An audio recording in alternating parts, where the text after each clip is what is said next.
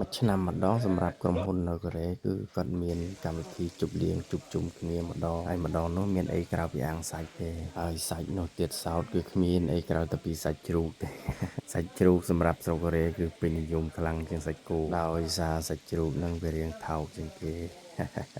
ហើយតកែខ្ញុំគាត់មុននឹងភាសាអីក៏គាត់ឡើងថ្លែងអំណរគុណដល់ក្រុមបុគ្គលិកក្រុមអីចឹងទៅហើយលពូម្នាក់នេះគាត់ទៅតែត្រឡប់ពីព្យាបាលក្រោយពីគាត់គ្រោះថ្នាក់ការងាររយៈពេលប្រហែលជាជិត1ឆ្នាំហើយការជប់លៀងនេះក៏ដូចជាស្វាគមន៍គាត់ដែលបានចូលមកធ្វើការម្ដងទៀតហើយជាការជប់លៀងចុងក្រោយរបស់ខ្ញុំផងដែរហើយជាចុងក្រោយក៏សូមអរគុណដល់ក្រុមការងារទាំងអស់ដែលបានជួយអសាកន្លងមកនិងអរគុណដល់តកែដែលបានផ្ដល់ឱកាសឲ្យមានការងារធ្វើមួយរយៈធំនិងសូមជូនពរដល់អ៊ំពូមីងនិងក្រុមការងារទាំងអស់ឲ្យជួបតែសេចក្តីសុខសុវត្ថិភាព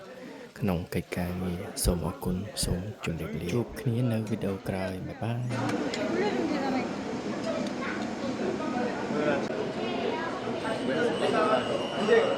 ាយ